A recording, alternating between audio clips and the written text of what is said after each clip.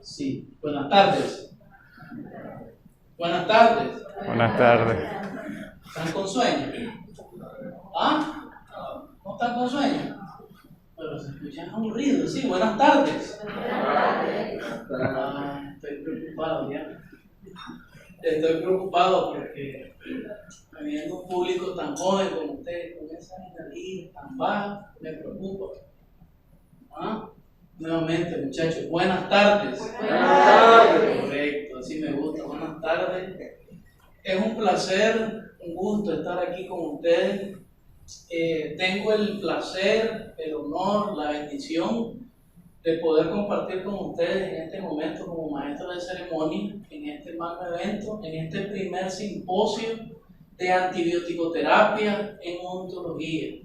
Qué bonito ser parte de la historia de la odontología en nuestro país, porque eso es lo que estamos haciendo aquí, historia. Esto nunca se había dado, es el primer simposio de antibioticoterapia. Entonces, para mí es una bendición poder acompañarles a todos los conferencistas que van a seguir. Y este magno evento, espero que todos ustedes vengan a aprender, vengamos, porque también vengo a aprender, que podamos captar todo lo que tengamos que captar, que dejemos el celular a un lado, el Facebook, el Instagram, el WhatsApp, todo el figureo, tómense fotos ahorita para que podamos poner atención, porque la calidad de conferencistas que van a estar aquí vale la pena escucharlos, ¿verdad? Así que, doctor, si me permite, podemos hacer una oración, ¿verdad? Adelante, doc. Bueno, vamos a hacer una oración, muchachos.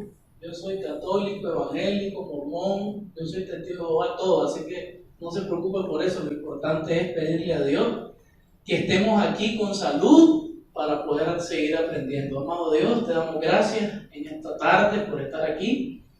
Te pido, Padre Santo, que bendigas nuestras vidas, nuestra familia, ábrenos el entendimiento para que podamos aprender lo que tú quieres que aprendamos a través de los conferencistas, amado Dios. Te ponemos en tus manos, Señor, este evento y que cada uno de nosotros podamos captar, Padre Santo, el mensaje odontológico y también este mensaje espiritual que sin ti no podemos vivir. Ni un joven, ni un adulto, ni un niño, nadie puede vivir sin ti, amado Jesucristo. Te lo pedimos en el nombre de Jesús. Amén. Amén. Puede tomar asiento, miren por aquí. ¿Está ocupado ahí? Por ahí tiene uno. Y se puede sentar ahí el doctor a la orilla del doctor Ugarte también. Bien, entonces vamos al grano. Si no, con el licenciado González, dígale que necesitamos primer conferencista, ¿verdad? Todos lo conocen, casi nadie lo conoce en el gremio odontológico, ¿verdad? Nuestro querido doctor Eric Castillo, que es miembro activo, ¿verdad?, de la Sociedad de Medicina Oral, además miembro directivo del Colegio Odontológico Nicaragüense, ¿verdad?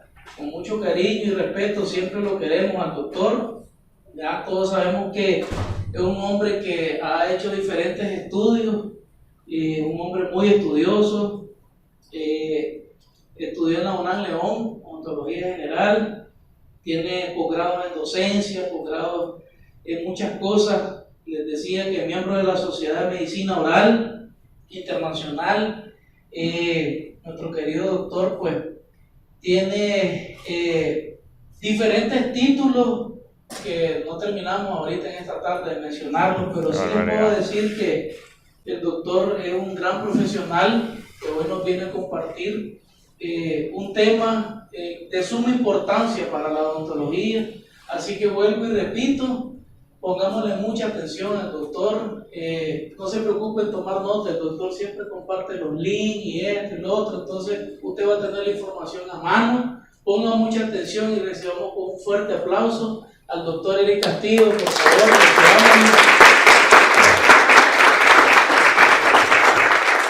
Gracias, doctor.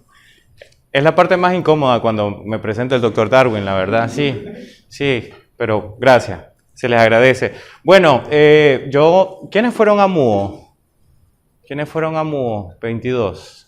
Y tenemos algo. Yo reclamé algo ese día, ¿se acuerdan? ¿Se acuerdan que reclamé? Yo dije, me pusieron de último, que me tuvieron que cortar. Y ahora me hicieron lo otro, me pusieron de primero. Entonces, o sea, términos medios, ¿no? Pero bueno, les agradezco a todos por estar hoy en este simposio de antibioticoterapia. Solo para que tengan una idea, cuando hablamos de un simposio, hablamos de una temática en común. Solo se habla de ese aspecto. Se han hecho otros simposios, pero realmente han perdido la esencia de hablar de un solo tema. Y lo que vamos a hablar en toda esta tarde es acerca del manejo adecuado de los antibióticos. Pero sobre todo, ponernos en perspectiva de que si realmente es un problema que vale la pena que invierta su tiempo para poder tratar de solucionar. Entonces vamos a ver. Aquí tenemos una campaña publicitaria que habla acerca del manejo de los antibióticos con cuidado. Significa que nosotros debemos de utilizar los antibióticos de una forma racional. ¿Quién nos está diciendo esto? La Organización Mundial de la Salud. Y aquí la publicidad dice: el uso incorrecto de los antibióticos supone un riesgo para todos nosotros. Y están ilustrando que a veces, y solo a veces, los antibióticos se utilizan como que si fueran caramelos, como una solución muchas veces no tan efectiva para diferentes problemas. Desafortunadamente, el odontólogo que ya tiene trayectoria se le hace más difícil poder cambiar la forma de cómo prescribe, porque ya se ha creado malos hábitos a lo largo de su vida profesional. Y esos malos hábitos terminan por pasarle factura, en el sentido de que siempre usan lo mismo para poder resolver lo que serían los diferentes casos. Y muchos casos quizás no lo necesitan. Esta es otra publicidad donde nos habla que los antibióticos, cuando no son necesarios, pueden hacer daño. Los antibióticos, al igual que cualquier otro fármaco, tienen sus reacciones adversas medicamentosas, o sea, efectos que yo no quiero conseguir con ellos, pero también tengo efectos deseables. Pero los efectos deseables se logran cuando los utilizo en una situación concreta, en una situación que realmente vale la pena. Por ejemplo, algún efecto que yo no deseo de los antibióticos utilizados a largo plazo. Por ejemplo, la anemia plásica. La anemia plásica que se puede producir, por ejemplo, con penicilina, antibióticos de amplio espectro. Y el espectro, que es qué tanto un antibiótico puede afectar a las bacterias que generan una infección, podemos nosotros pensar, es mejor tener algo de amplio espectro porque voy a matar a todas las bacterias, incluso las que no pienso que puedan estar generando la infección, pero eso no es del todo bueno, porque en el organismo tenemos microorganismos que sí son patógenos, pero otros son parte de la flora y obviamente evitan que otras infecciones se instauren. Es también conocido el efecto, por ejemplo, de las penicilinas, del barrido de la flora y la proliferación de la Candida albicans. Otro aspecto es para las personas que se encargan de vender los medicamentos. Y es obviamente la industria farmacéutica, la farmacia, la gente que despacha en cualquier establecimiento de este tipo, donde la resistencia a los antibióticos ¿qué pueden hacer los farmacéuticos, ¿no? Y aquí establece una serie de estrategias que deberían de seguir y tiene que ver más que todo con orientar al paciente, que si no tiene una receta, si tiene algún malestar, no piense que todo lo va a resolver con antibióticos. Porque los antibióticos son un aliado poderoso que tenemos para tratar infecciones, pero no es algo mágico, ni algo que va a solucionar todos los casos. Desafortunadamente, yo me he tenido que encontrar con pacientes que le mandan antibióticos simplemente porque el clínico no sabe qué problema tiene y piensa que es infección porque es algo común, las infecciones orales, y eso termina más bien complicando el cuadro. Otra de las cosas, y que el farmacéutico tiene buena parte de responsabilidad, es la venta libre del producto. Llega una persona a una farmacia y pide cualquier antibiótico y se lo venden. Y realmente estará indicado. O sea, se saben los alcances que puede producir ese fármaco. Y si la persona es alérgica y no lo sabe, porque no se ha hecho una buena historia clínica, podemos realmente complicar más aún la situación del cual el paciente anda buscando una solución. Y contamos con ustedes, dice aquí esta AVE, para implementar la nueva campaña contra la resistencia antibiótica. ¿Pero qué está haciendo una AVE hablando de una campaña para la prevención de la resistencia antibiótica? Y es que nosotros vivimos en una sociedad donde el consumismo ha hecho de que proliferen las grandes industrias donde se da la crianza y matanza de animales, obviamente para carne, pollo, res, etc. Y eso hace que el uso también de los antibióticos en veterinaria complica más el cuadro. Tenemos un uso irracional en veterinaria, tenemos un uso irracional por parte del clínico y también tenemos un paciente y un farmacéutico que al final se toman con mucha ligereza el uso de los antibióticos.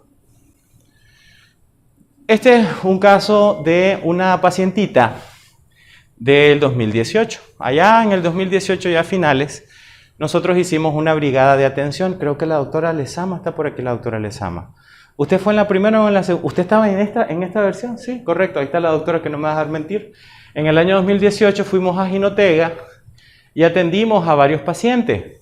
Entonces, una de las doctoras que estaba ahí me dice, doctor, venga a ver. Nos encontramos con cosas interesantes, pacientitos con mucoceles, pacientitos que tenían ya síndromes y pues los papás los llevaban para atención odontológica. Y pues el común denominador, un montón de caries, pacientitos bastante descuidados. Atendimos a varios pacientes esa vez realizando procedimientos sin pieza de alta velocidad, a punta de cucharilla y mucha voluntad, porque lo autogestionamos. Cada quien llevó sus cosas, nos reunimos con la doctora Chavarría, hicimos la actividad en una iglesia y fue bonito. Terminamos muy cansados y con los oídos adoloridos por tanto niño que gritaba cuando teníamos que hacer extracciones, pero con el corazón muy contento que habíamos ayudado a esas personas que de otra manera no tenían acceso a la atención odontológica. Y a esta pacientita le vamos a decir Rosita. Y Rosita fue la paciente de esa brigada. ¿Qué de especial tuvo esta paciente? Para que digamos de que fue la chica de la brigada. El rostro, por decir así. La persona insignia de la brigada. ¿Qué creen que fue? ¿Por qué estamos resaltando el caso de esta muchacha? ¿Qué encontramos en ella? ¿Qué creen? Ni un solo diente, por eso no tenía caries. No. Todos los dientes los tenía y no tenía ni una sola caries. Y le preguntamos, es que vos, Rosita, vos te cepillás 3 veces al día la boca. No, porque no tengo cepillo. Sí, es un chiste cruel. Entonces, bueno, no tenés cepillo, pero seguramente no comes muchos caramelos. ¿Cómo no? Aquí tengo. Y se estaba bebiendo un poche de fruta. Entonces tenemos a alguien que tiene todo en su contra para desarrollar caries, pero sin embargo no lo hace. No desarrolla caries. Claro, Rosita no es el común denominador de la brigada. ¿Cómo estaban los pacientitos? Así. Donde íbamos a tratar de salvar un diente, tal vez el permanente, y los otros, pues ni modo, extraer 1 o 2 si se podía, ¿no? Y si se daban las condiciones como para poder hacerlo.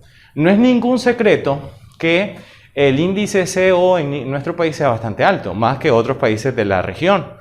Y obviamente hay un gran trabajo que tenemos que hacer en una campaña de control de lo que sería las caries, los métodos de alimentación, los hábitos alimenticios y higiénicos de los pacientes. La caries es el ejemplo más cotidiano de infección que nosotros podemos tener. Y la caries es una infección, pero no lo trato con antibióticos.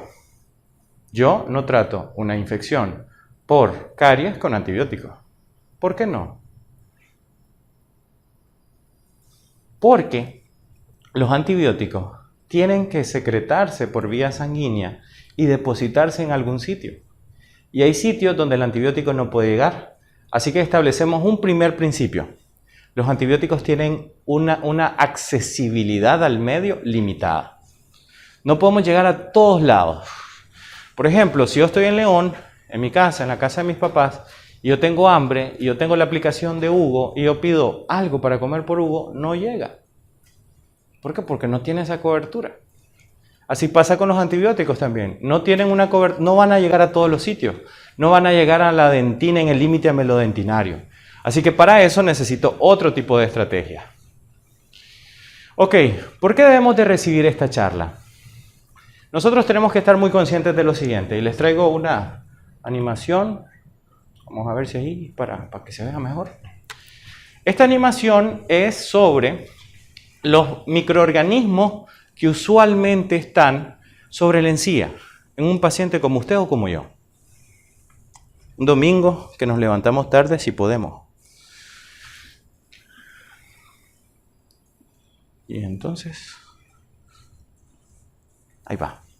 Entonces, si ustedes se fijan, ahí tenemos a... Todo eso es placa. Miren, allá anda la bacteria. Miren que divirtiéndose con todo el resto de sus colonias de amigos, ¿no? Tenemos una mega hiperurbanización ahí de bacterias. Tenemos la encía, ahí tenemos las células epiteliales que están obviamente formando parte de la encía. Y tenemos la placa, ¿no? Que está asociada a los dientes porque obviamente están bastante cerca. Las bacterias usualmente están buscando otros planos como para poder implantarse.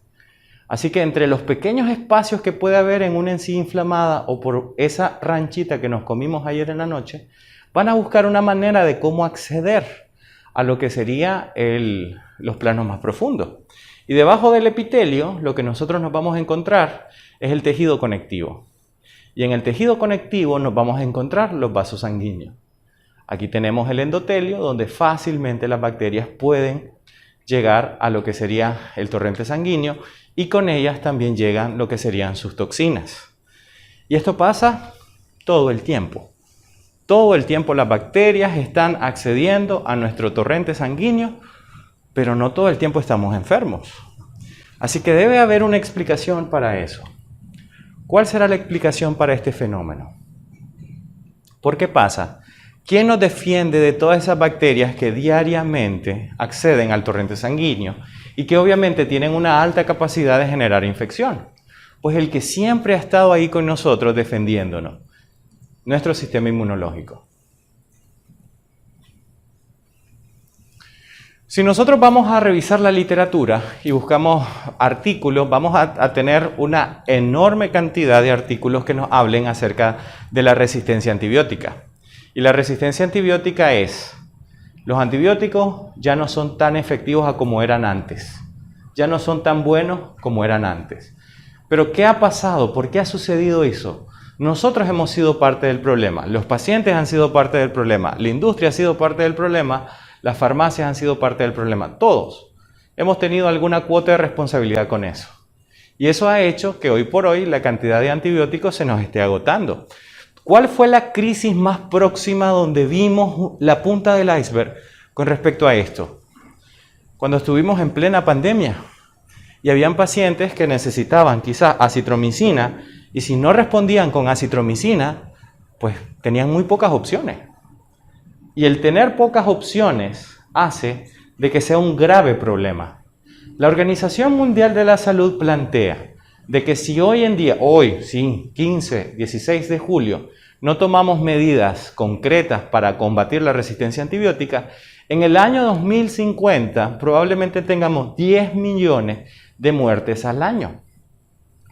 El SARS-CoV-2, según datos extraoficiales de la Organización Mundial de la Salud, para el año 2020 generó alrededor de 2 millones de muertes. Y no confundan la estadística. No es que tanta gente se enfermó, muchísima más. Pero ¿cuánta gente murió? 2 millones. Eso podría ser multiplicado por 5 para el año 2050 si nosotros no tomamos medidas efectivas para eso.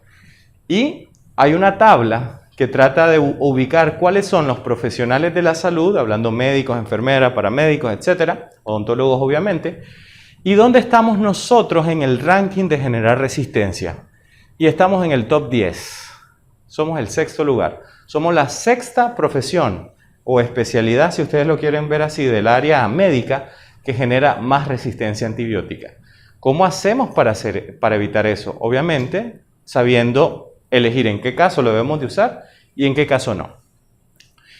La resistencia antibiótica no solamente afecta a los humanos, también afecta a lo que serían los animales.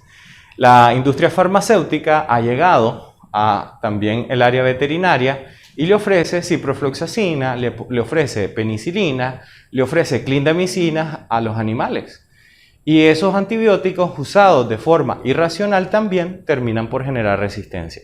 Así que hay varios factores que nosotros tenemos en nuestra contra. Pero el artículo que más me gusta es este, la prehistoria de la resistencia antibiótica. Y la forma como ellos lo abordan, se lo voy a tratar de poner en un contexto muy nicaragüense. Nosotros en Nicaragua tenemos una fruta que es bien anhelada por nosotros, pero llega a un punto en que ya nos cansamos de ella. Cuando está en temporada, hasta se echa a perder. Ya la gente ya no lo quiere ni ver. ¿Qué? El mango, ¿no? El mango. Nosotros pensemos que estamos en Managua de 1400 y venía alguno de los miembros de los pueblos originarios y se le apetece un mango. ¿Qué hacía para comérselo? Lo lavaba. ¿Con qué jabón? Iba a buscar un río para lavarlo. Simplemente lo olía tal vez, miraba que no tuviera algún insecto o así, y se lo comía y no se moría. Otros enfermaban, otros no.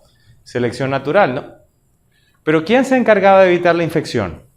Sistema inmunológico. Ese es un punto importante. Nuestro sistema inmunológico es la clave para no depender tanto de los antibióticos.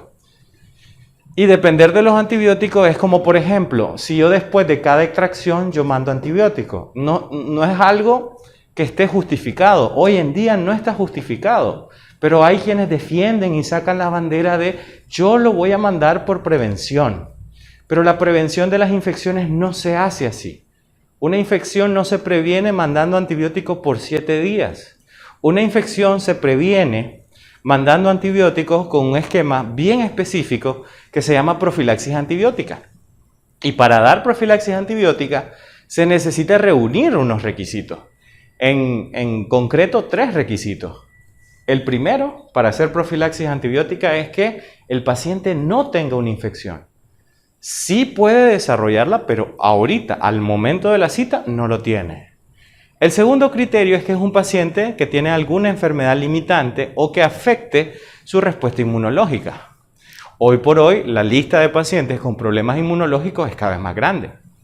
Ese sería el segundo criterio. Y el tercer criterio, que es bastante sencillo, es cualquier procedimiento que genere algún tipo de daño sobre el tejido conectivo. O sea, cualquier procedimiento que genere sangrado al final va a generar un proceso inflamatorio y ahí vamos a tener la ventana donde las bacterias puedan llegar y generar la infección. Entonces, si yo tengo un paciente con un absceso, yo no puedo mandar profilaxis, simplemente porque la infección ya está ahí. Y si yo tengo un paciente que es diabético, que voy a extraerle un resto radicular que no le está doliendo, que no hay una infección activa ahí, sino que es simplemente un resto con un diagnóstico de una pulpa necrótica, ahí sí valdría la pena dar profilaxis antibiótica.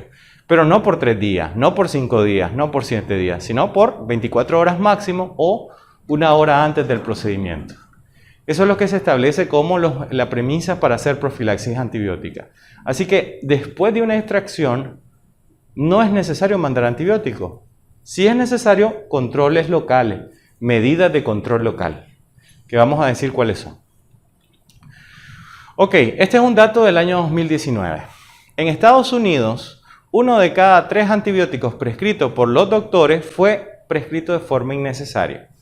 O sea, eso es cerca del 33.3% de las prescripciones. O sea, ya es un dato importante. En Estados Unidos, donde hay más normas de regulación con el uso de los antibióticos, donde no hay venta libre del producto. Yo llego y busco un antibiótico, necesito una receta, una prescripción para que me lo puedan dar. Así que esto es un problema de criterio diagnóstico. Un problema para poder establecer en qué momento sí necesito un antibiótico y cuándo no lo necesito. Eso equivale a 47 millones de prescripciones innecesarias. Póngale que cada una vale $3. ¿Cuánto se está perdiendo? Pero no solo en dinero, sino en cada una de estas dosis que se envió y que no era requerido, lo que va a fomentar es el problema de la resistencia antibiótica. El problema de la resistencia antibiótica es que las bacterias comienzan a aprender de nuestros errores. Cuando yo mando un antibiótico y ese antibiótico no logra ser efectivo y la bacteria no muere porque no era la que estaba generando la infección, lo que vamos a tener como consecuencia es una bacteria que se hace más fuerte. Y hay un dicho popular que nosotros tenemos, que lo que no te mata, y eso le pasa a la bacteria. Nada más que no decimos que se vuelven más fuertes, sino que se vuelven más resistentes. Ok. Esto es un antibiótico y el espectro contra un tipo de bacteria en el año 2009. 10 años después, en el año 2019, ya las bacterias se hicieron más fuertes. Lo que no te mata te hace más fuerte. Las bacterias se hicieron más resistentes. ¿Qué hay que hacer con este medicamento? Supóngase que se llama, no sé, fármaco A. ¿Qué hay que hacer con él? Hoy por hoy. Sí, ya no sirve. Y que nosotros no tengamos un antibiótico ya disponible, significa de que la lista se reduce más. La producción de antibióticos se ha reducido radicalmente en los últimos años. De 10 empresas dedicadas al desarrollo de antibióticos, no elaboración, porque esas son muchísimas más, de 10 que estaban dedicadas a desarrollar productos nuevos antibióticos, hoy en día, ¿cuántas creen que hay? Solo 2. ¿Por qué? Porque es un negocio altamente complicado. Saco un antibiótico, gasto millones de dólares en poder sacarlo al mercado y en 3 meses me dicen que ya no funciona. Y no es por mi culpa, es por el mal uso que le da los pacientes, la industria farmacéutica y los prescriptores al producto. Entonces muchos de ellos se retiran porque ven que no, o sea, es bastante arriesgado. Esto es algo del colegio odontológico, fue un diploma que me dieron, un certificado por una charla que di en el año 2010. O sea, yo vengo hablando de este problema desde hace un buen tiempo. Desde el año 2010 ya ha comenzado, o sea, la historia de esta charla fue, y esta charla fue en el Camino Real. Cuando regreso de México, me contacta la junta directiva de ese tiempo y me dicen, queremos que nos des una charla. ¿Y qué charla? Antibiótico-terapia, listo. Y nos tocó dar esa charla. Así que sí ya tengo un cuanto de tiempo, ¿no? Siempre sermoneando a la gente con respecto a esto. Pero no es solamente hacer sermón, sino que también ofrecer algún tipo de solución. ¿Qué tan importante es el uso de los antibióticos? De los fármacos que nosotros usamos en odontología, ¿cuál es el lugar especial que tienen los antibióticos? ¿Cuál es ese lugar especial que tiene? Yo no les voy a quitar, no les voy a hacer competencia con su anestésico que usen, con los analgésicos que ustedes prescriban, pero los antibióticos hacen algo que los analgésicos no hacen. Los anestésicos tampoco, los analgésicos, anestésicos, las benzodiazepinas no hacen tampoco. Y eso es salvar vidas. Los antibióticos salvan vidas. Y como salvan vidas, debería de utilizarlo con un poco más de seriedad. Y no mandarlo así a la ligera. Ah, no, te vas a tomar antibióticos por 3 días y listo. No, no podemos hacer así no lo podemos tomar tan a la ligera. Entonces, ¿cuál es el contexto? Ya más o menos se lo he venido retratando. Vamos a ver Este es un experimento que se hizo en la Escuela de Medicina de Harvard. Y vamos a describir un poco de qué trató este experimento. Hicieron un enorme cultivo, donde hicieron una sección en diferentes segmentos, donde iban a colocar diferentes cantidades de antibióticos, una cepa de microorganismos. En el segundo cuadro iban a poner una dosis, 10 veces la dosis inicial, 100 veces la dosis inicial y 1000 veces la dosis inicial. Hacen la inoculación, obviamente, de los microorganismos y lo que el experimento trata de averiguar es qué va pasando con el crecimiento bacteriano con un antibiótico que se supone que es efectivo. Entonces, si ustedes se fijan, donde no hay antibióticos, las bacterias proliferan muy fácilmente, pues ¿quién se va a oponer a mi avance? Y ya pues comienzan a ver, ya donde hay una dosis, una concentración del fármaco, comienzan a avanzar. Vamos a ver si una concentración del antibiótico es capaz de detener a esta horda de bacterias que quieren avanzar hacia el centro. Miren, ya pasaron al siguiente segmento. Una dosis no fue suficiente. Luego recuerden que el otro recuadro tenía 10 veces la dosis inicial. No fue problema para las bacterias. Se tardaron un poco más, pero iban avanzando. Ya estamos en el espacio donde hay 100 veces la cantidad del antibiótico inicial y siguen las bacterias avanzando. Acuérdense que en el centro hay 1000 veces la dosis inicial y ahí comenzamos a ver que hay bacterias que llegan. Eso nos da la referencia de que hay diferentes tipos de bacterias con unas que son más fuertes que otras. Las que ustedes ven en rojo son las que tienen la mayor capacidad de avanzar. Así que las infecciones y las bacterias van a ir evolucionando drásticamente. Y nosotros tenemos que tratar de ir cambiando un poquito ese contexto. Ok, les traigo un negocio. Doctora, tal vez si pido un par de 100 para...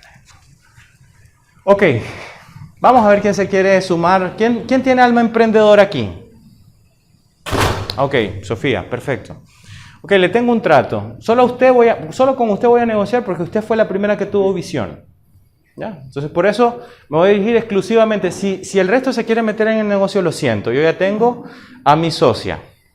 Ok, a mí se me ocurre que vamos a ofrecer un producto que nadie esté ofreciendo.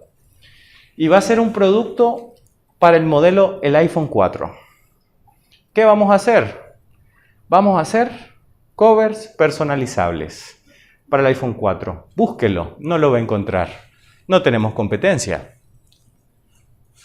La inversión base inicial son de $10,000. Vamos a empezar con $10,000 para darle el 20% de la empresa. Si se parece a Shark Tank, no se parece a Shark Tank.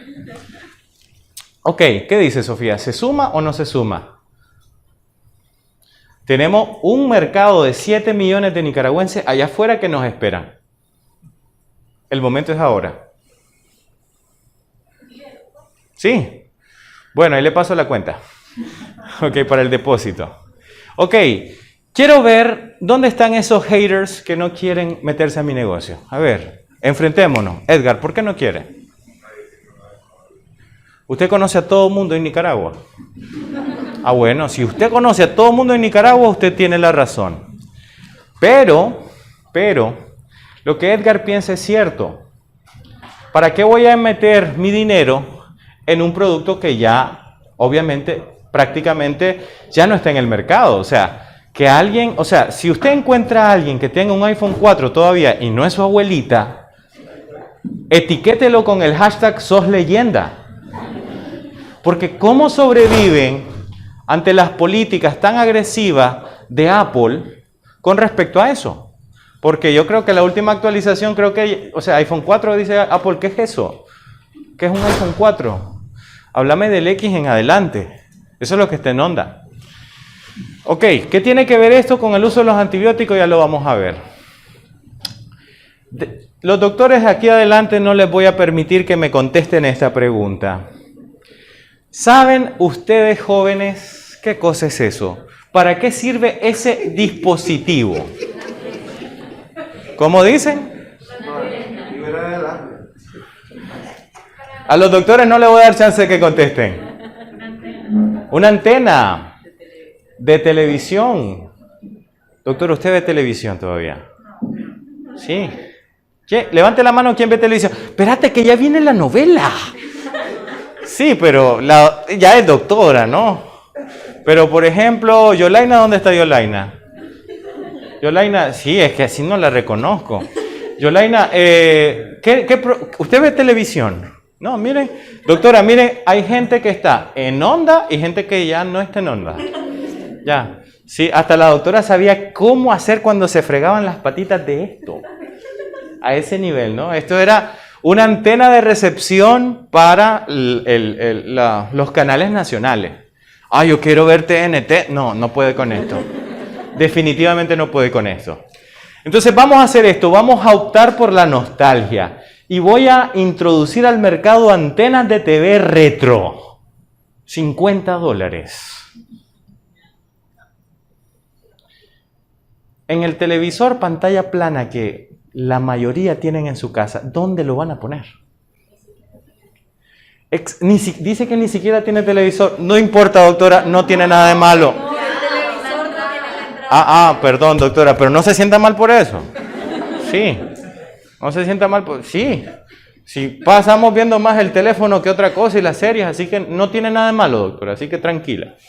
Ok, cuando nosotros vemos esto es como bastante anticuado, ¿no? El cover para el iPhone 4, la antena del TV es bastante anticuada. Y nosotros tenemos o podemos desarrollar hábitos bastante anticuados para el uso de antibióticos. Ay, te lo voy a mandar para prevenir una infección por 7 días para ver. Eso sería algo anticuado. Por decir, te voy a mandar profilaxis 3 días antes. Súper, mega, hiper, contra anticuado. Porque, o sea, lo que va a hacer es darle entrenamiento a las bacterias para que sean resistentes.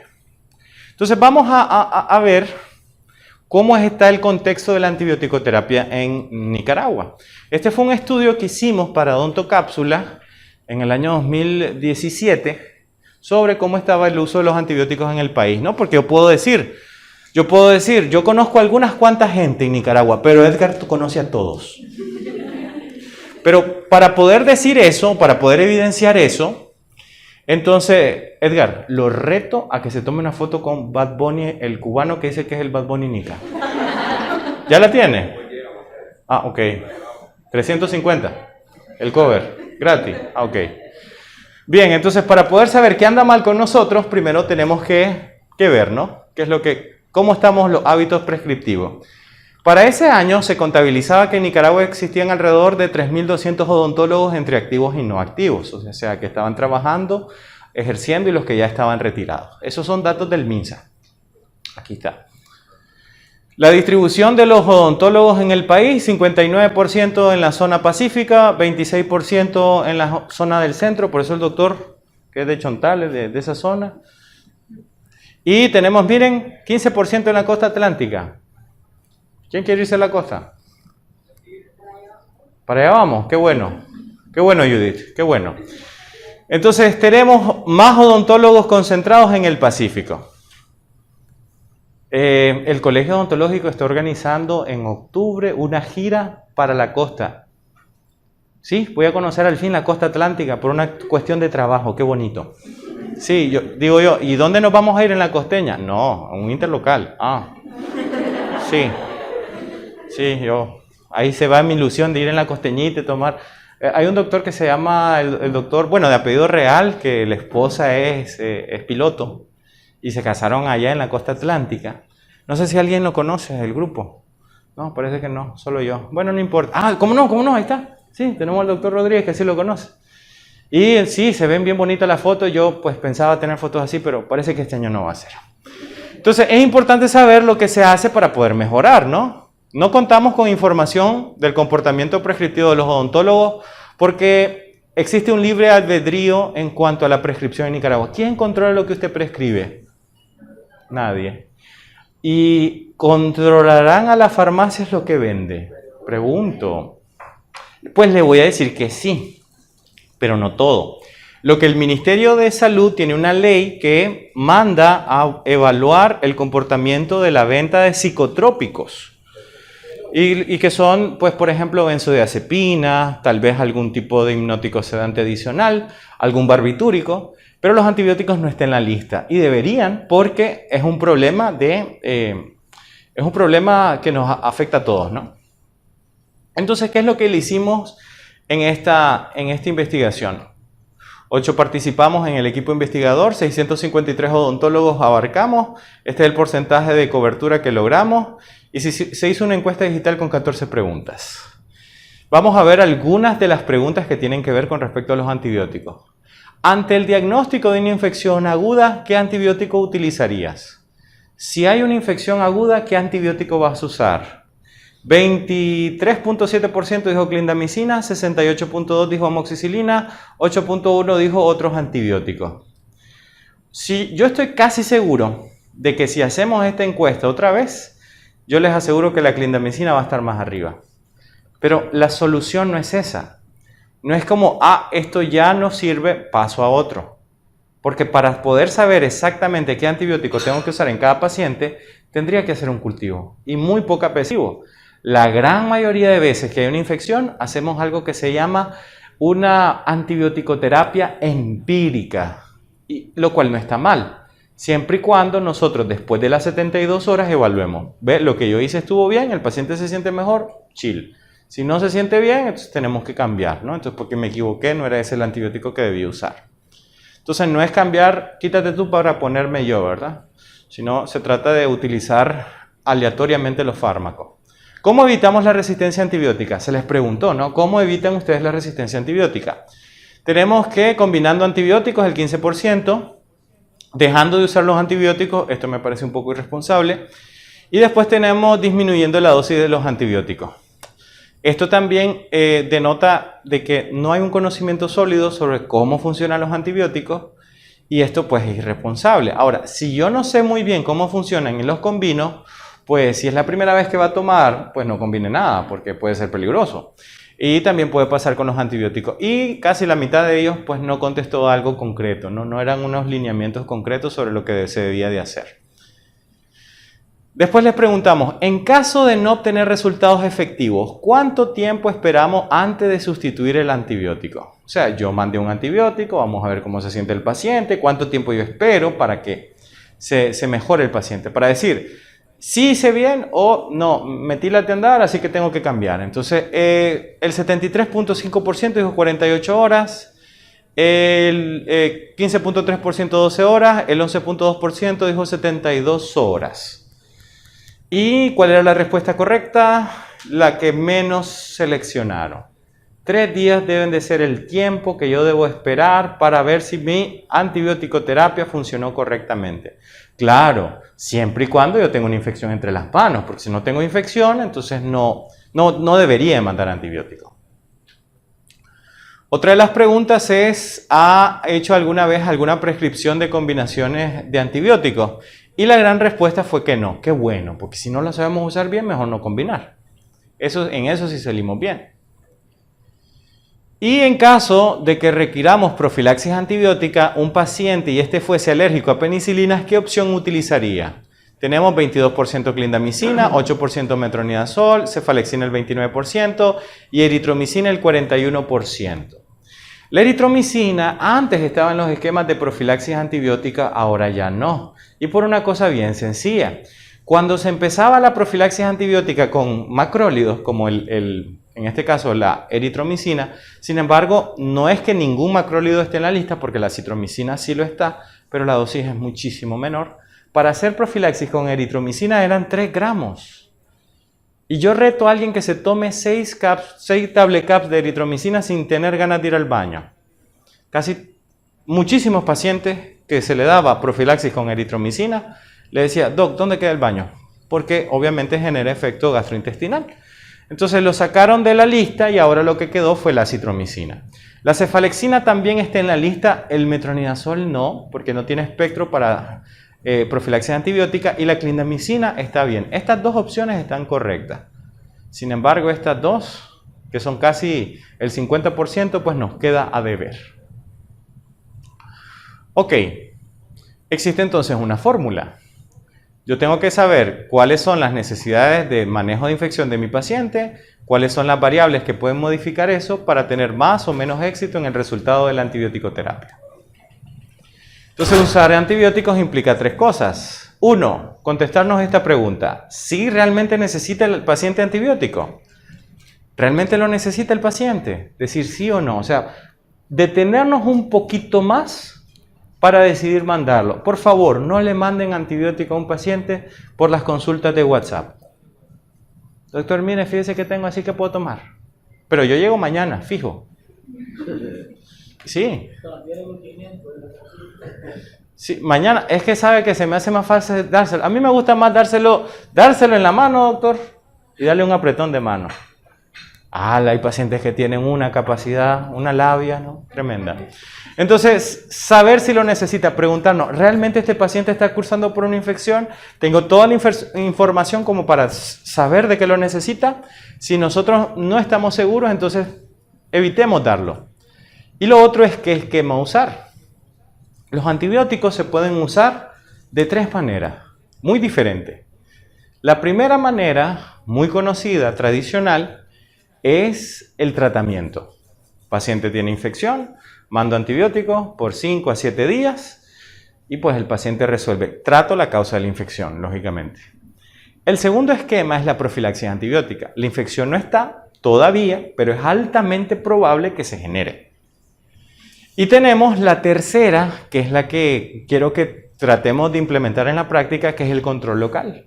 Muchas infecciones se pueden controlar sin la necesidad de antibióticos sistémicos y más que todo un manejo local, como hacemos con las bacterias que tenemos cuando hay caries. Y lo último es evaluar la evolución. No es como, tómese esto, muy bien, gracias, y ahí que sea lo que sea con su vida. No, tenemos que saber qué pasó con nuestro paciente para saber si nuestro tratamiento fue efectivo.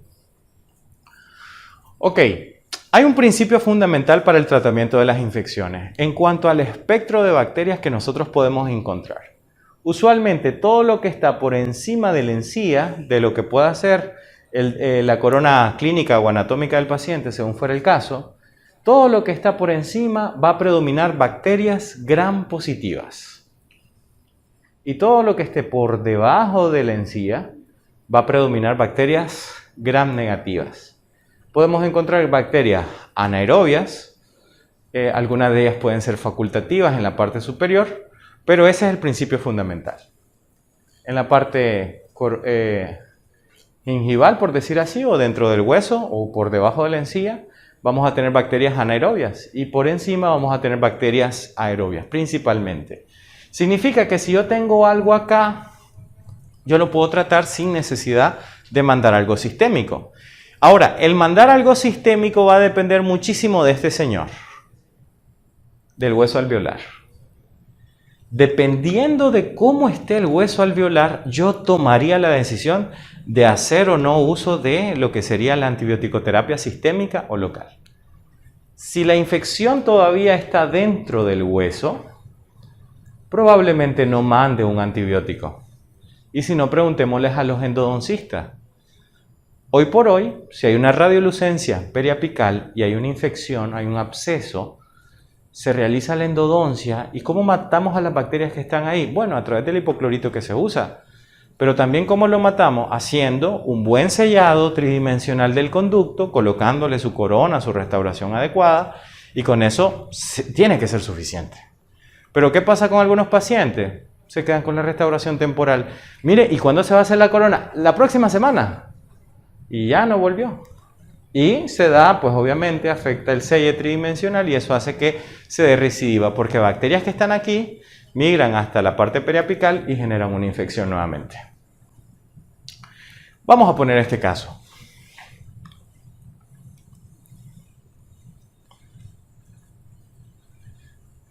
Este es típico paciente de los domingos. Doctor, fíjese que tengo algo en el labio que quiero que me lo revise. Llega el paciente el domingo, mire, ¿qué me le pasó? Ya es un señor de la tercera edad. Es que fíjese que pasé consulta con otro doctor. Me puso anestesia. Me estaba haciendo aquí como, me va a hacer un puente aquí. Y yo no sé, pues, él estuvo ahí haciéndome la preparación, ahí cortándome el diente. Y después que me fui, comencé a sentir esa molestia ahí en el labio. ¿Y qué hizo? Fui donde el doctor y me lo mandó donde usted. Ya. ¿Qué creen que pasó?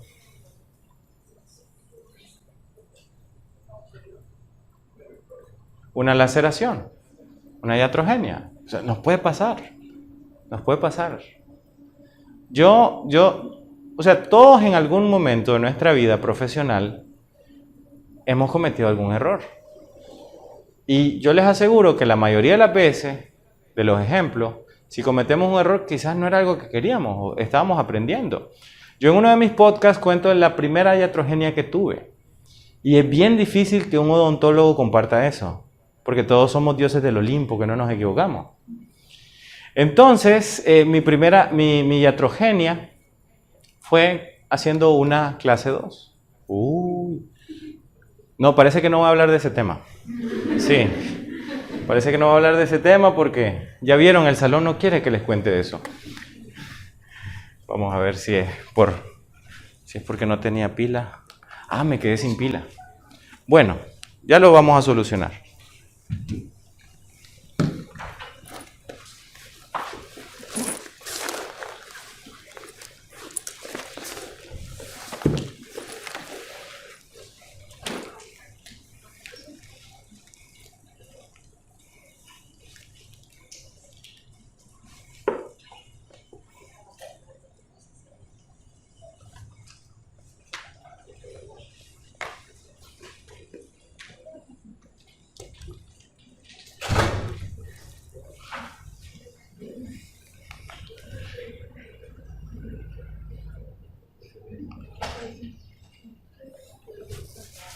Bueno, parece que se va a tardar un poco, pues. Pero, bueno, les voy a contar cómo fue.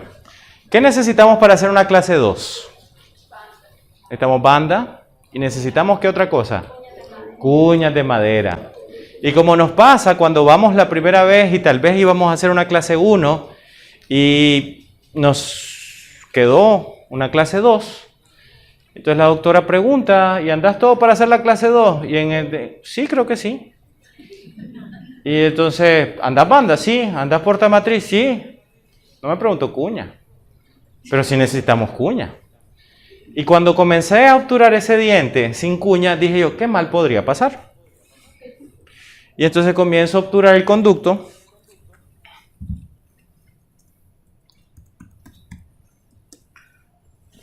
Ahí ya volvimos.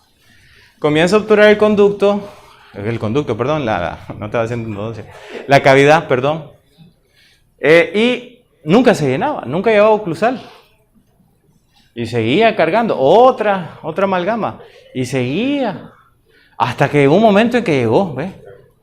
Yo pensaba que no era tan profunda, pero bueno. Se va a la paciente en un mundo donde no hay WhatsApp, no hay Facebook, ni nada de esas cosas. Uno no se da cuenta del paciente hasta que pasa la siguiente semana. Y a la siguiente semana íbamos a hacer otra restauración y la paciente, ¿será, hijito, que me puedas revisar la calza que me hiciste la vez pasada? Pues sí, se ve buena. Yo, no se cayó. Sí, pero que me duele. Y veo la encía hinchada. Le digo, doctora, fíjese que mi paciente, qué raro. Dice que le duele el diente y está bien la restauración. Tómale una radiografía. Vamos a tomar la radiografía. Y cuando tomo la radiografía veo que hay como un clavo de amalgama metido debajo del límite de la cavidad.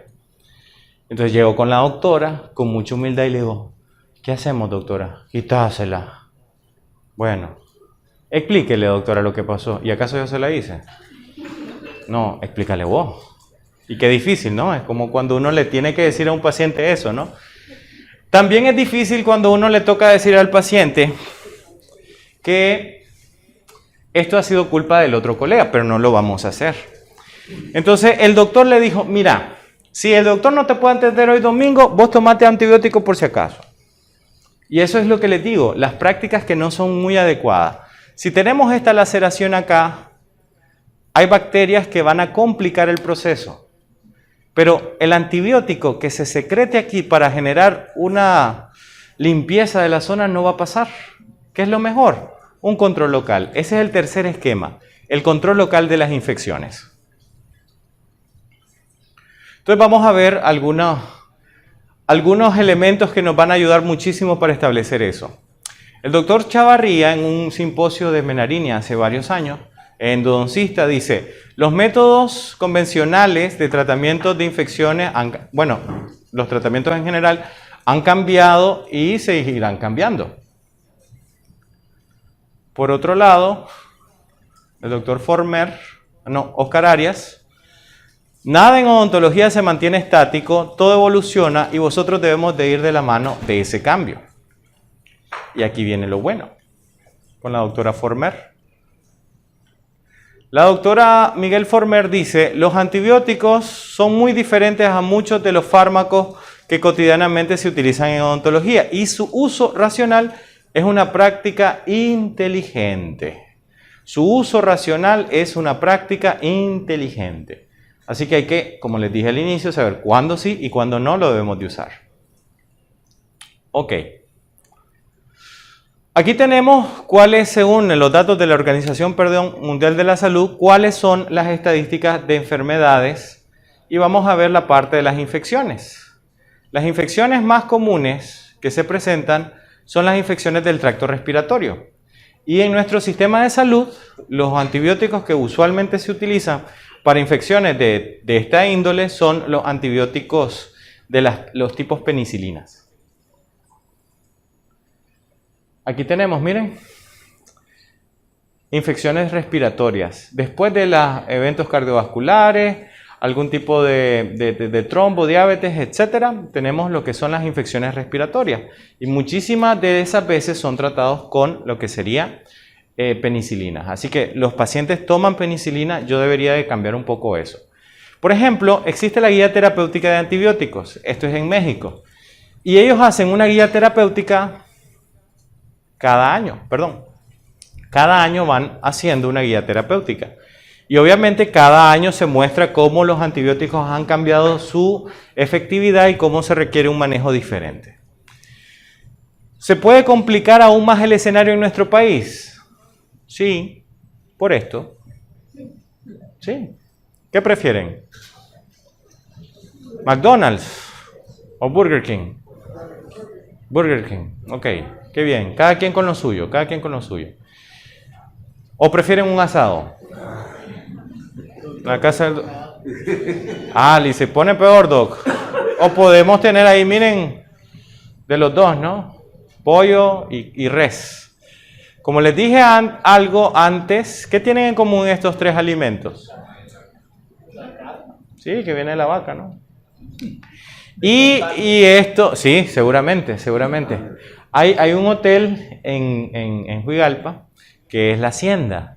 Y en las habitaciones, o sea, se ve la trayectoria ahí de las reses, pues, y eso, porque los cuadros son cueros de reses. Sí, están así ambientados un poco. No, eso sí que no sé, Doc. Ok, entonces sumemos a eso las labores de la ganadería que complican la resistencia antibiótica. Sí, la acción de los veterinarios y las empresas dedicadas a la matanza de animales usan los antibióticos de forma muchas veces irracional. Por eso ya hay normas que tratan de regular esto. ¿Alguien sabe a qué parte de la historia pertenece esta pintura? ¿A qué parte? ¿Qué nos está contando esta pintura? Cuando Colón estaba pidiéndole la mano ¿a quién? ¿No? ¿Sí? Para hacer el viaje. Mire, yo le aseguro que detrás de ese mar hay tierra. Y la reina le creyó. Hay diferentes versiones, pero yo diría que este señor es experto en la persuasión. O sea, logró convencer a la reina que le soltara naves, gente y dinero para hacer una expedición que pues nadie quería apostar por ello. Entonces a veces tenemos que hacer un gran esfuerzo para persuadir a hacer cambios. A veces no es fácil. A veces no es fácil cambiar nuestra práctica profesional. Entonces, ¿cuáles son los criterios para hacer una buena prescripción de antibióticos? Esto es como los principios que yo debería de seguir para hacer una buena práctica. Y esto permitirá contestar la pregunta, ¿qué tomo en cuenta al momento de prescribir un antibiótico? O sea, ya decidí, ok, sí lo necesita, pero ¿qué cosas consideré para decir que sí lo necesita? Aquí entonces vamos a ver cuáles son los criterios. Entonces aquí vamos a ir uno por uno. Primero, tenemos que identificar el agente etiológico. No es lo mismo una infección de herpes que una infección por candidiasis, como una infección por actinomicosis cervicofacial o por un absceso. Todas esas infecciones son diferentes. Así que yo tengo que saber si estoy ante una infección viral, fúngica o bacteriana. El segundo es tomar en cuenta la localización. Yo les dije el hueso. ¿Está dentro del hueso o está fuera del hueso? Eso es muy importante para ver si mi abordaje va a ser local o sistémico. El tercero, considerar la inmunidad del paciente o del huésped. ¿Mi paciente es inmunocomprometido? Sí, le tengo que ayudar. ¿Mi paciente no es inmunocomprometido? Entonces, él puede lograrlo. Si es un tipo que hace pesas, tipo que está súper bien físicamente, entonces probablemente no necesitemos hacer un uso de antibióticos porque su sistema inmunológico pues ya está puesto a prueba. Otro, elegir el tratamiento correcto. Esto es lo más difícil. Elegir el tratamiento correcto porque no tenemos en Nicaragua estudios de resistencia antibiótica. ¿Por qué no tenemos estudios de resistencia? Porque son caros. Por esa justa razón. Utilizar el fármaco menos tóxico. Por ejemplo, nosotros ¿de qué antibióticos tenemos ahí disponibles para usar? ¿Qué podemos usar nosotros? ¿Cuál es la familia de antibióticos que nosotros podemos usar?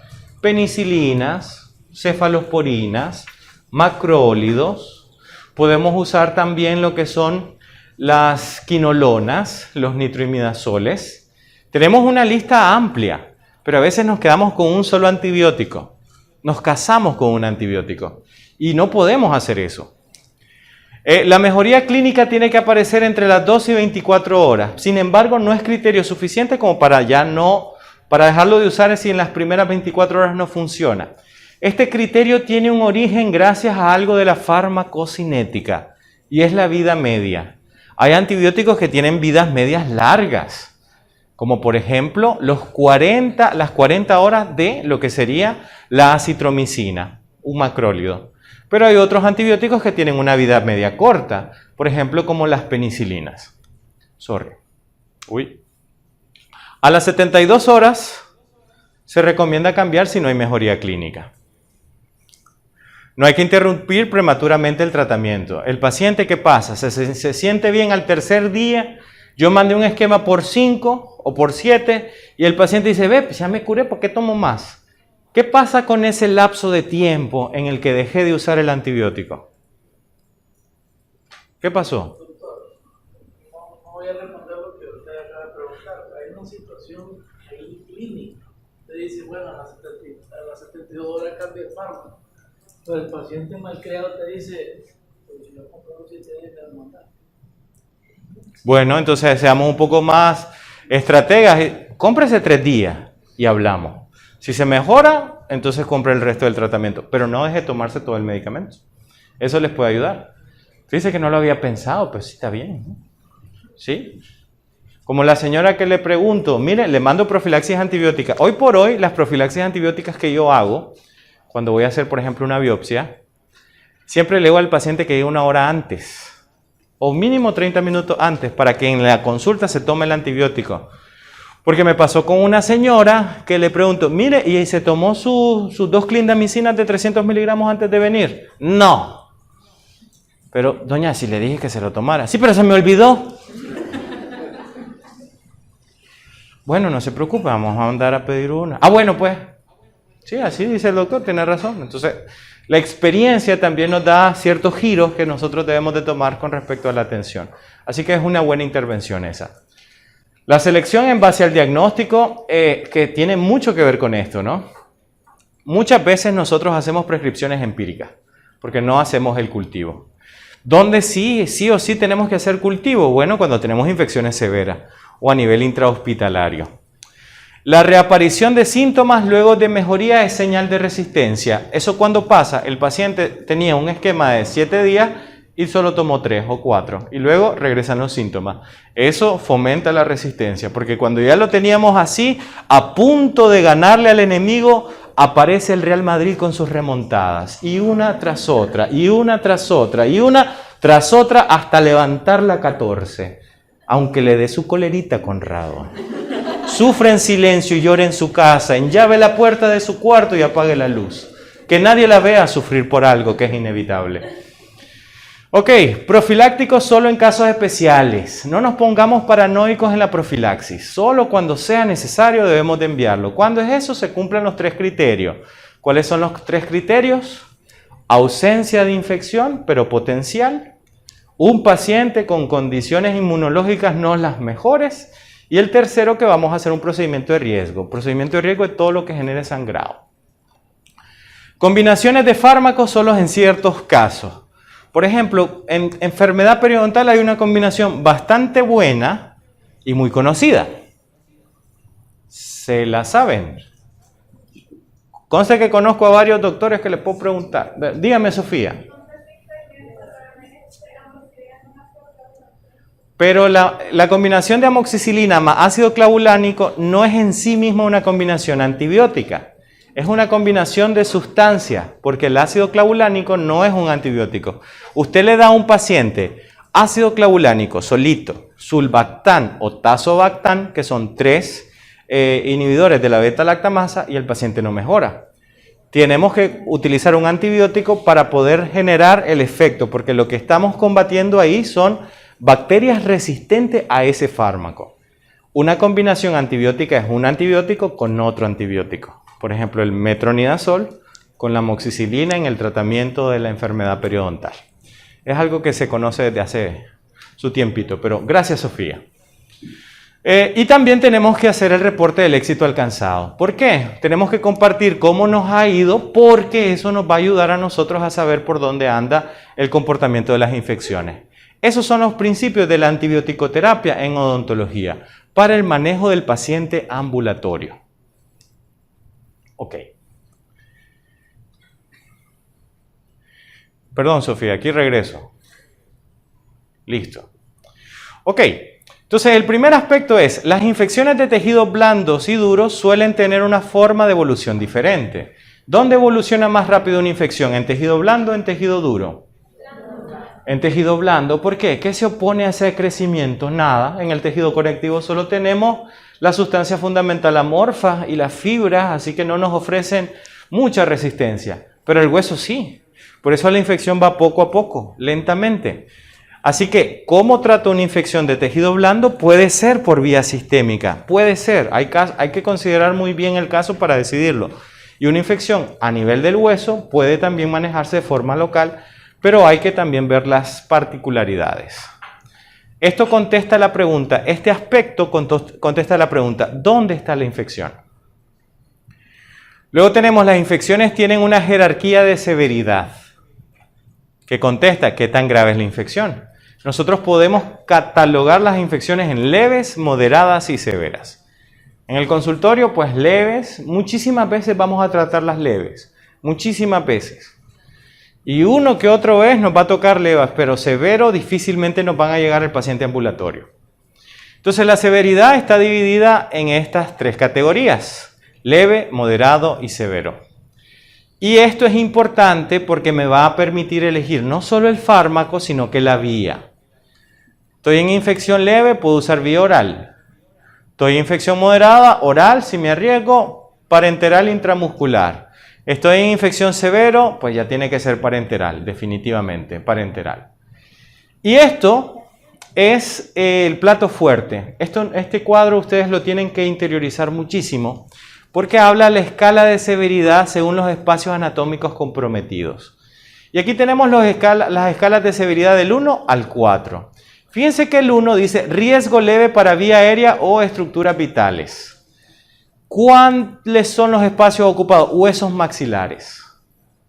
Si yo tengo un absceso a nivel periapical y que un paciente necesita una endodoncia y yo todavía siento indurado la superficie porque le mando ceftriaxona. Ay, que mira, ese antibiótico es potente. Sí, es cierto, pero no lo necesito. No es un paciente que tiene una neumonía típica y que está en la sala de un hospital que pudiese necesitar ese antibiótico en el futuro, porque si mi arma secreta ya la utilicé acá, ¿qué voy a usar cuando ya lo necesite? Y los antibióticos son como el rompope de la abuela. Si la abuela un día decide, miren, este diciembre es el último año que hago rompope, ya no les voy a hacer. Tuvieron toda una vida para aprender el secreto de mi rompope, pero no lo aprovecharon. Hice 3 botellas, ahí quedan.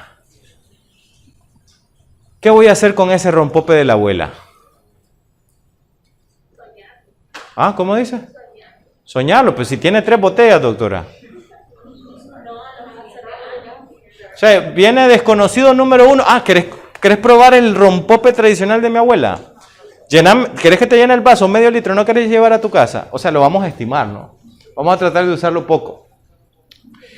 Cuando tenemos severidad 2, ya hay submandibular, submentoniano, sublingual. Ya la infección pasó de estar dentro del hueso a pasar al tejido blando. Ya hay un riesgo moderado para vía aérea. Aquí sí ya podemos considerar el uso de antibióticos como esquema de tratamiento. Aquí nosotros podemos hacer algo que se llama control local de las infecciones. En la escala de severidad 3 ya tenemos otros espacios mucho más alejados del hueso alveolar, y la severidad 4 pues ya podemos tener pues las complicaciones bastante graves de una infección que pueden generalizar pues la metástasis al mediastino. Esto está en los principios de tratamiento de infecciones y con los diferentes niveles de complejidad. Bueno, como les decía, aquí tenemos cuáles deberían de ser las vías recomendadas para los diferentes tipos de infección. Si tengo una infección leve, puedo usar la oral, pero puedo recomendar aún más lo que sería el manejo local de la infección. Si tengo una infección moderada, entre una oral, que no me va a hacer tanta ilusión como la intramuscular. Y si no, caería entre la intramuscular y la endovenosa en la severo, que probablemente no lo ve en paciente ambulatorio. Perdón, doctor, aquí regreso para que le tome la foto. Dígame.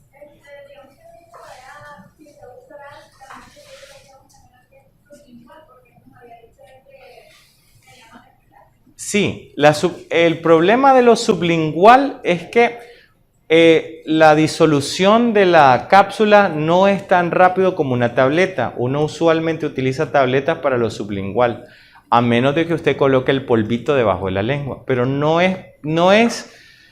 está como normado el uso de antibióticos por esa vía. Es mejor utilizar vías parenterales. Si usted quiere una buena concentración de fármaco o alta concentración plasmática, mejor use vías parenterales.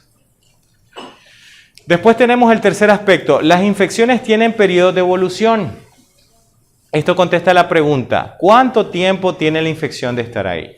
Y esto tiene un especial interés por lo siguiente. Nosotros podemos catalogar a las infecciones en agudas y crónicas. Y según la infección, yo voy a elegir el antibiótico. Y aquí viene lo importante. Si yo tengo una infección aguda, yo voy a utilizar antibióticos con un esquema bactericida o antibióticos que son meramente bactericidas. Y si yo tengo una infección crónica, vamos a hacerlo utilizar un antibiótico bacteriostático. Los bacteriostáticos, ¿qué hacen? No matan a la bacteria, inhiben la acción bacteriana para que el sistema inmunológico se haga cargo. En los bactericidas, el sistema inmunológico no se va a poder hacer cargo, yo le ayudo matándole a la bacteria. Salud. ¿Cómo mato a la bacteria? Afectando su pared, afectando la síntesis de proteína, afectando su núcleo. Por ejemplo, los nitroimidazoles y las penicilinas o betalactámicos son buenos ejemplos de ello. Los que actúan a nivel de las unidades ribosomales pueden ser bacteriostáticos. Y aquí tenemos un cuadrito que nos hace referencia a los diferentes sitios donde los antibióticos pudiesen llegar a actuar. Hay unos que van a actuar a nivel de la pared, como los betalactámicos, otros van a afectar lo que sería la información genética, como las fluoroquinolonas, y también los nitroimidazoles. El cuarto aspecto es elegir el agente etiológico. Y esto es una de las preguntas más difíciles de contestar. Y es, ¿qué antibiótico voy a usar? ¿Qué antibiótico voy a usar? Acuérdense que no me voy a casar con una sola opción, así que tengo que saber cuál es la que mejor le sirve a mi paciente. Entonces vamos a irnos al libro de medicina oral, de lo que sería el manejo de pacientes médicamente complejos. Un libro bastante bueno. Y aquí nos habla acerca de cómo se hace una evaluación sistémica del paciente. Y nos habla de las consideraciones que debería de tener yo en cuenta para hacer un abordaje de antibiótico mucho más severo. Por ejemplo, qué tan rápido progresa, qué tanta dificultad puede tener el paciente para respirar y otro tipo de comportamientos como qué tanta cobertura o espacios faciales están involucrados, que fue lo que hablamos de la escala o el score de severidad de las infecciones. Entonces es importante considerar eso para poder elegir la terapia adecuada. Ustedes saben por qué ese es el orden de premios para los Juegos Olímpicos. El oro primer lugar, la plata el segundo lugar y el tercer oro el bronce. ¿Saben por qué se da esa división? ¿Saben qué le daban a los primeros ganadores de las Olimpiadas en Grecia? ¿Una cuajada? No sé. No sé si era una cuajada. Y de chontales, dice el doctor Darwin.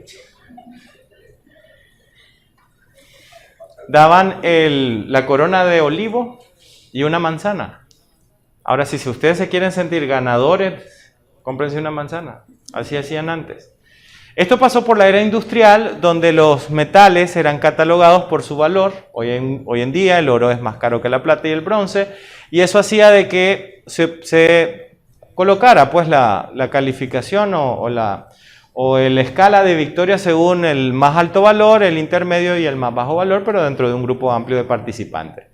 Entonces, esto es lo que recibían, una manzana y olivo para los que ganaban las Olimpiadas.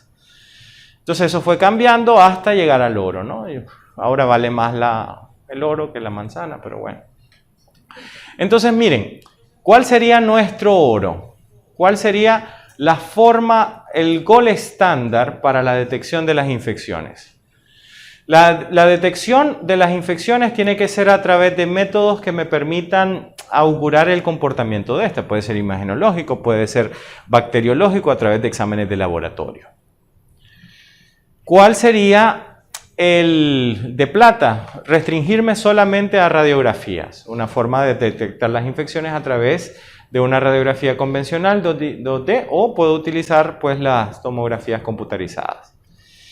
Y la de bronce es utilizar exámenes de laboratorio pero inespecíficos. ¿Cómo qué? Como una biometría hemática. ¿Cuál es entonces el gold estándar? Utilizar, por ejemplo, un cultivo. El cultivo es la mejor manera de poder detectar el agente infeccioso para poder hacerlo, para poder elegir muy bien la terapia. Pero a veces se vuelve un poco complicado porque no sabemos dónde enviarlo o tal vez no tenemos tiempo.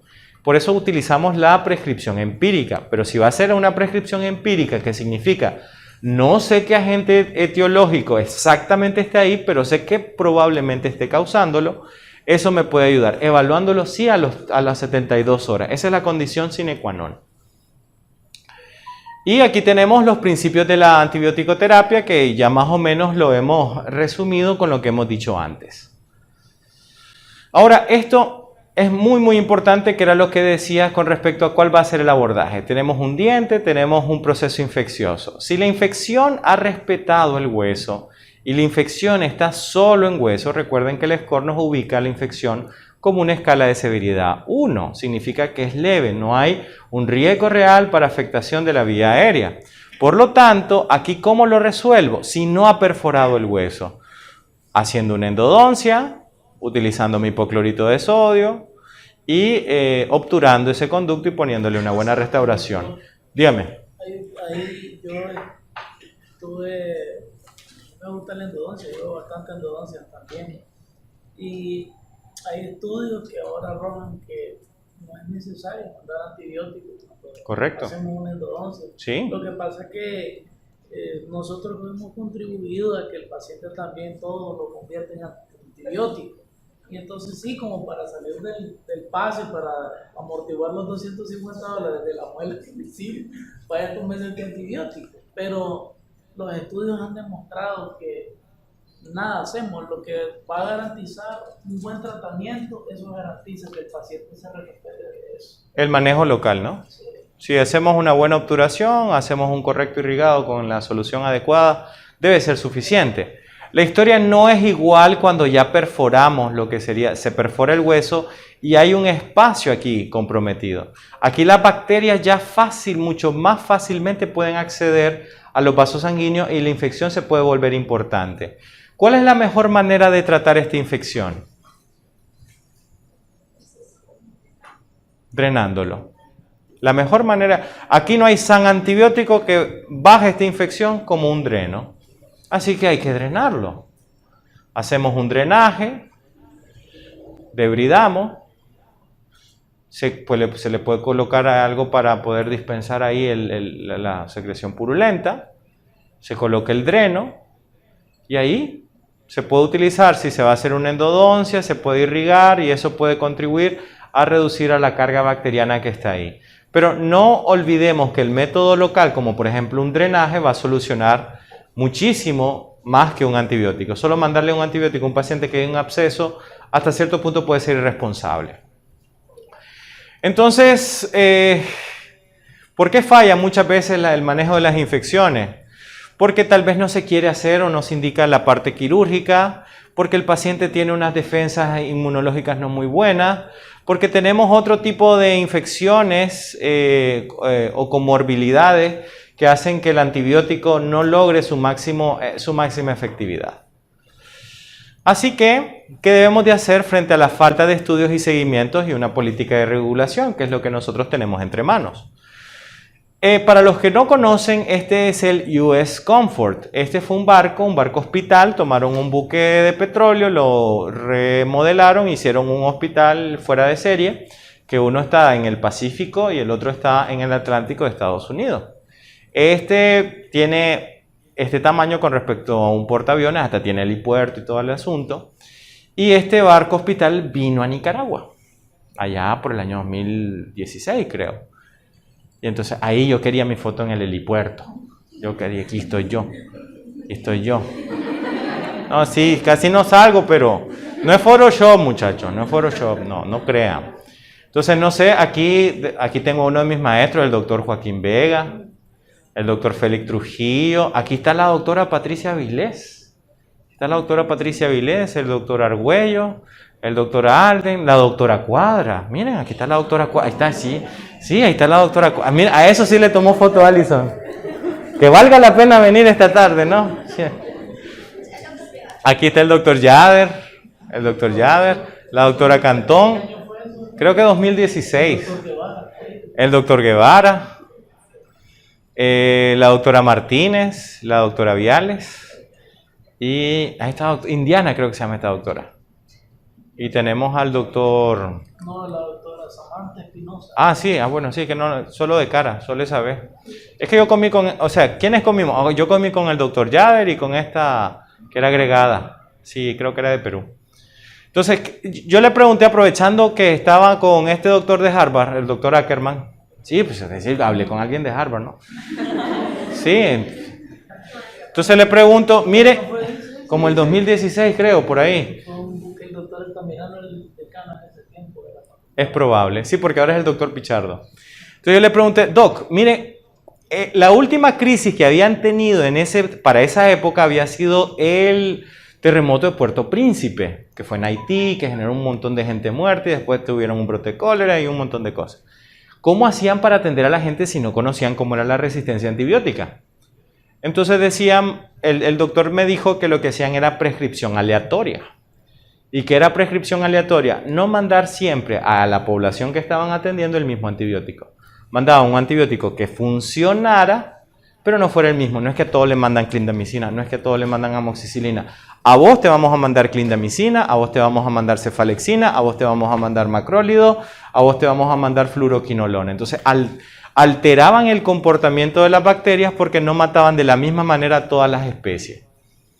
Sí, y yo le dije al doctor Ackerman que nos tomáramos una foto. Ahí está, espérese.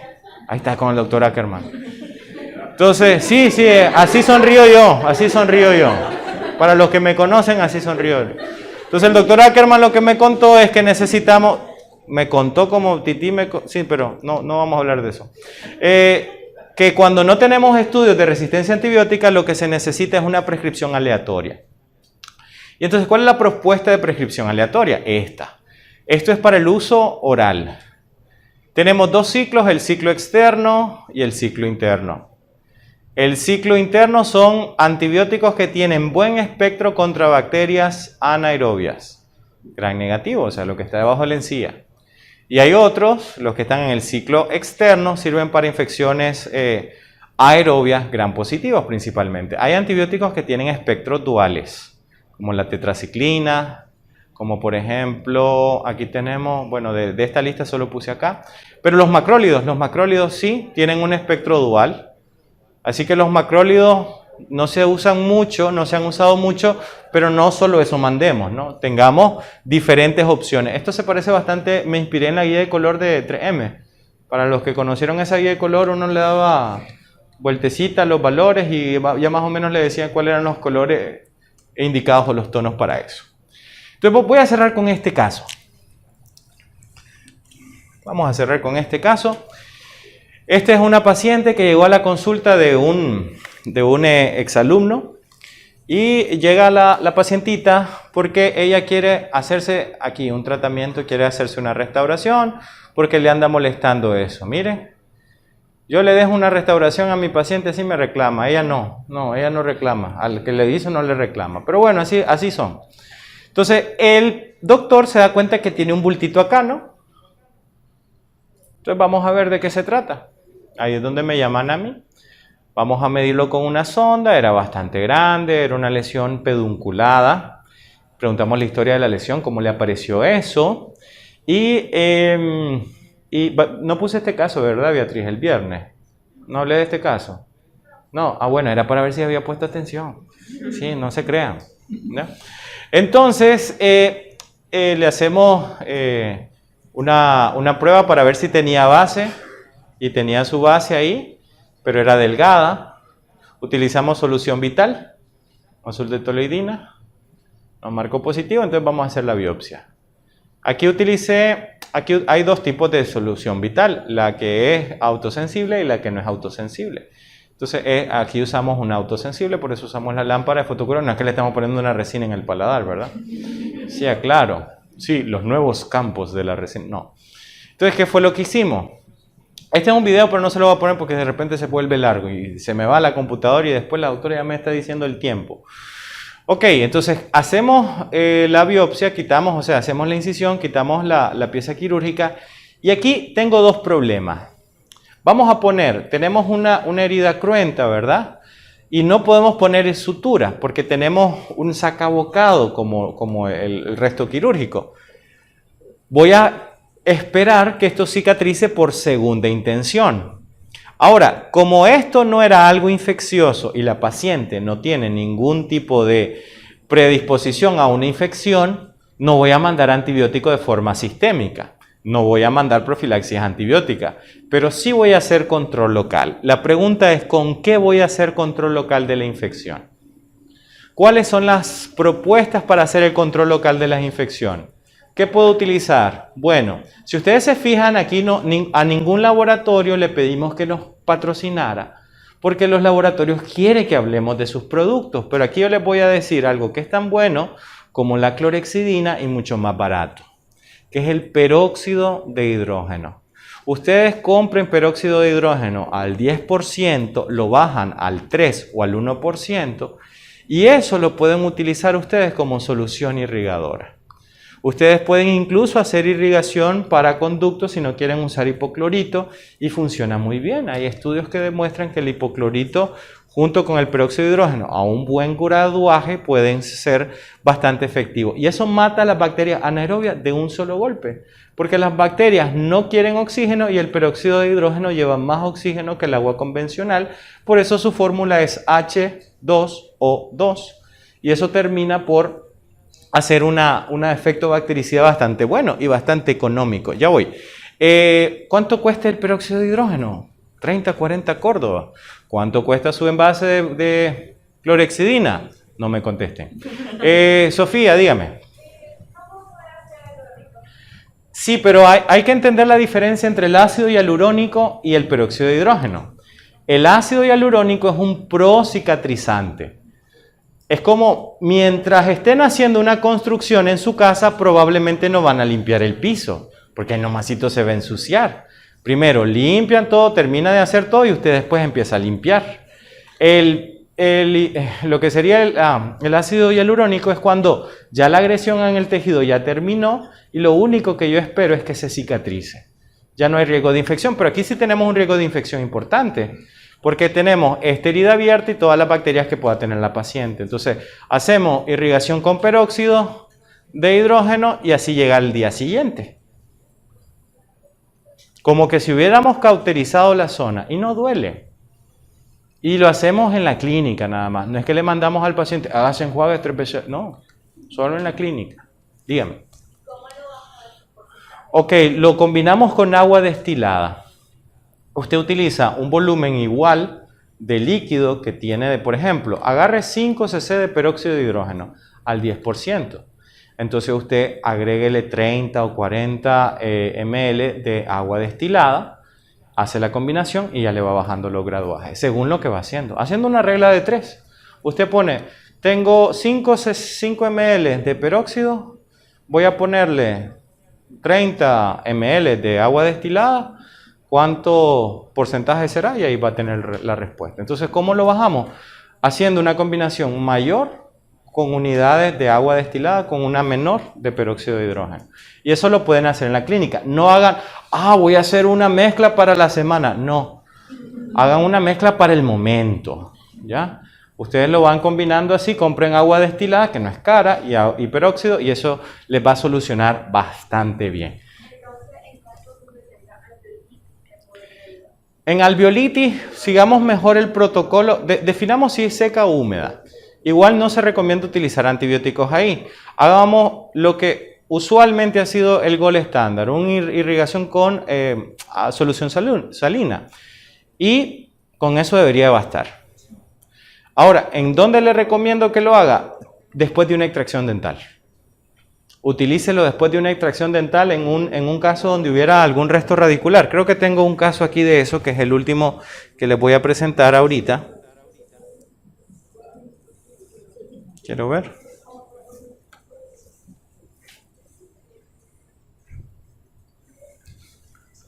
Quiero ver. Sí, ahí tenemos, miren, un resto. Tenemos este, voy a apagar la luz. Con este caso me despido. Tenemos ahí el resto radicular. Aquí tenemos los restos en la radiografía, se ve la radiolucencia periapical. Entonces hacemos la extracción, hacemos un adecuado curetaje y lavamos esa zona con peróxido de hidrógeno. Va a ver que el paciente va a cicatrizar mucho más rápido. No usen, por favor, peróxido del 20%. No, pues porque le van a quemar, ¿no? Entonces, utilicen ya reducido el graduaje. Entiendo que hay algunas marcas que ya lo venden con un porcentaje menor para que lo consideremos. Bueno. Sí, para las enfermedades como coadyuvantes de las enfermedades periodontales es una buena ayuda. Así que gracias.